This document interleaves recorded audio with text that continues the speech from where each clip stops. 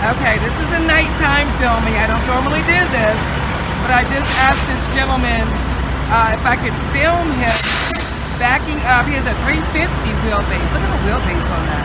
That's the wheelbase right there. You see that?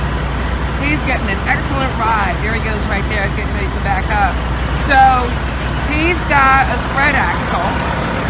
And let me see if I can zoom in a little so you can see. He's got his wheel up. Okay, you see this wheel back here? He's got that wheel up, so it makes it a lot easier to back in.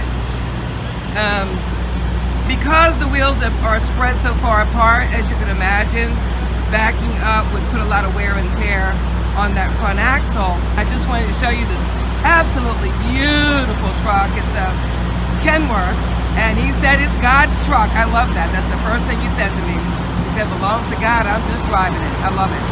So it's absolutely beautiful. He's got the covers over the wheels. Looks like they're like a purplish color. It's like a mauve colored truck. Really pretty. I wish it was daylight so you could really see this. Anyway, maybe we'll get started. What's your name? My name's Jack. Jack. And Jack said this is God's truck. I love it. Jack, I'm Christina. I'm Jack. PMA US Media. Listen, how far are your wheels apart? That's one thing I want to know. In the back. You're split your tandem. 12 feet. 12 feet. Okay. The tandem, evidently, they are not the ones that slide. They're stationary.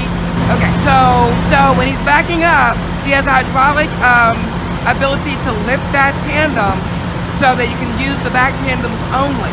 Okay. So he said there's 12 feet between those wheels.